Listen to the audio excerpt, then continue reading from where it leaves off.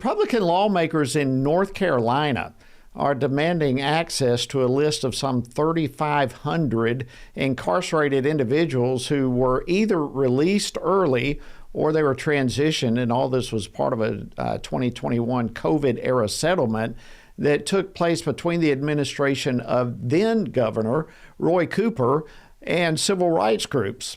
And there's been certainly renewed interest in this list that came about over the possible inclusion of the man who was charged in last August's fatal stabbing of that 23-year-old woman on the Charlotte light rail train. You may remember that.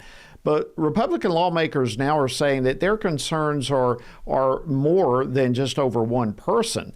And my next guest is here now to share some of those concerns. Joining me is North Carolina State Senator Phil Berger. He is President Pro Tem of the North Carolina Senate. He represents the 26th District of the great state of North Carolina. Senator Berger, welcome to Washington Watch. It's an honor to have you with us. Thanks, Jody. It's good to be with you. Well, let's start, first of all, with what do we know about that 2021 settlement between the Cooper administration and the NAACP? Yeah, so the interesting thing is that we knew that there was a settlement. We knew it back then that they had reached a settlement. What we didn't know was exactly who was being released, because what had happened is the Cooper administration, with the administration of then Attorney General, now Governor Josh Stein, entered into a settlement agreement with the plaintiffs, the ACLU and the other far left groups, that basically kept the list of prisoners being released secret, behind closed doors, and they had it couched as some sort of attorney's eyes only list. And so the DeCarlos Brown situation has kind of renewed an interest in exactly who Roy Cooper released out on the streets of North Carolina at that time, because we looked at his release date, and it coincided with the timing of this COVID era collusive settlement. And lo and behold, when we were able to get our hands on the list, guess whose name is on page one? Well, it's not his name, it's his prisoner ID number. We had to match it up, but he's on the first page. And he was released early based on what the list says. Now, Cooper has gone out and claims that he was being released anyway, and he wasn't part of the settlement, but he's one of the 3,500 that's on this list. Very interesting. Now, as I recall, the Cooper administration emphasized at the time that this prisoner release would focus really just on nonviolent offenders.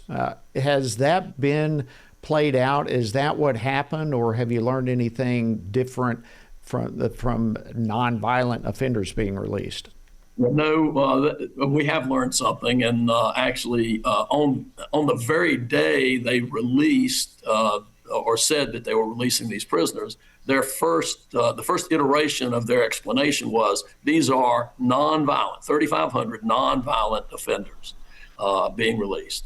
Well, they had to clean that up that day because it was clear that there were others, and they used some sort of word salad to describe the offenders that made it sound less, I guess, egregious. But basically, I mean, you've got on this list murderers, rapists, drug dealers, drug traffickers, robbers, assailants, child abusers, and you've got just the whole gamut of folks that, I mean, you just don't want in your neighborhood. And Cooper let them out and hid the list from the people of North Carolina.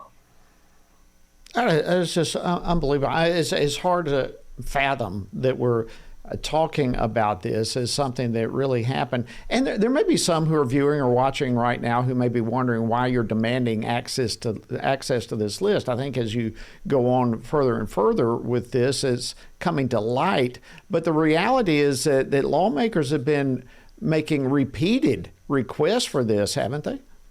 Yeah, we've asked for it in the past, and it's not been forthcoming. But with the renewed emphasis that President Trump and Republicans have been placing on public safety, on how Democrats are soft on crime, this is just a clear example of how and what lengths Democrats will go to not only be soft on crime, but try to hide the truth of that from the public.